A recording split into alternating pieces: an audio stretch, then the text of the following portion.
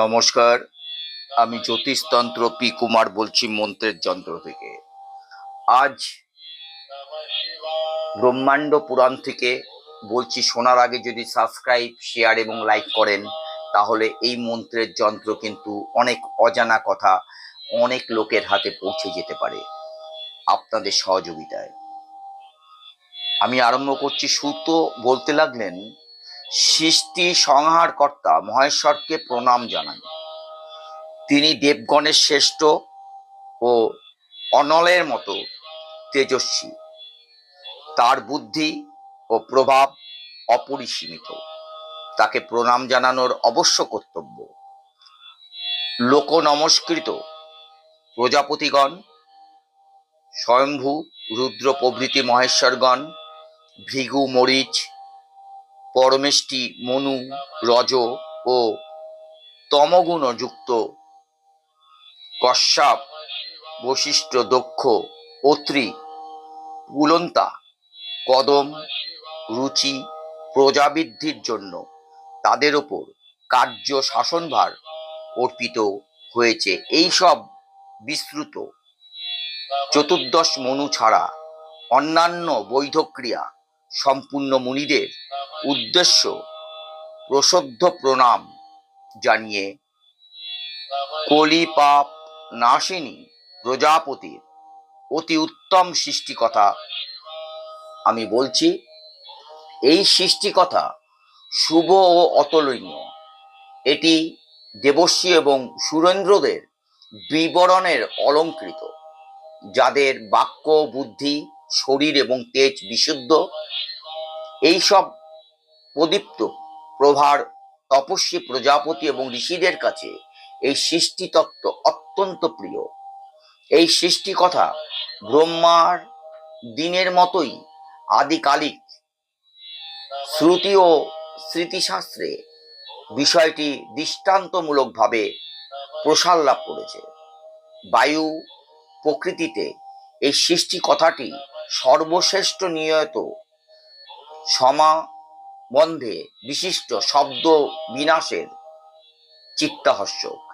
এতে আছে সৃষ্টিকারীর ঈশ্বরের প্রথম এবং প্রধান প্রবৃত্তি, ব্রহ্মা প্রধান প্রকৃতি, প্রসূতি আত্মা, গুহা, যোনি, চক্ষু, নেত্র, অমৃত, অক্ষর, শুক্র এবং তৎস এইসব নামের দ্বারা অপ্রমের আদি কারণের স্মরণের হয়ে থাকে।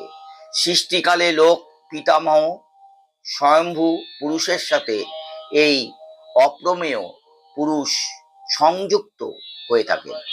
এই অপ্রমেয় পুরুষ এবং সৃষ্টিকর্তা ব্রহ্মা স্বরূপগতভাবে অভিন্ন হলেও সৃষ্টিকালে পৃথক রূপ প্রকাশ পায়।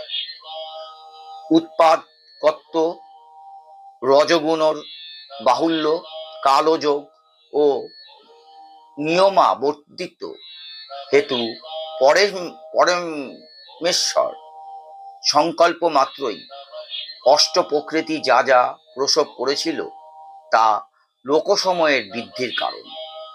প্রকৃতির ক্ষেত্রযুক্ত নিয়ত বিকারভূত দেবতা, অসুর, পর্বত, বৃক্ষ, সাগর, মনু, প্রজা, রাজা, ঋষি, পিতৃগণ, দ্বিজ, পিচাস, দক্ষ, নাগ, রাক্ষস আর গ্রহসূর্য, ভল্লুক, নিশাচর, বানর, মাস, ঋতু, বৎসর, রাত্রি, দিন, দিক, কাল, যুগ, বনৌবধি, লতা, জলচর, অপ্সরা, পশু,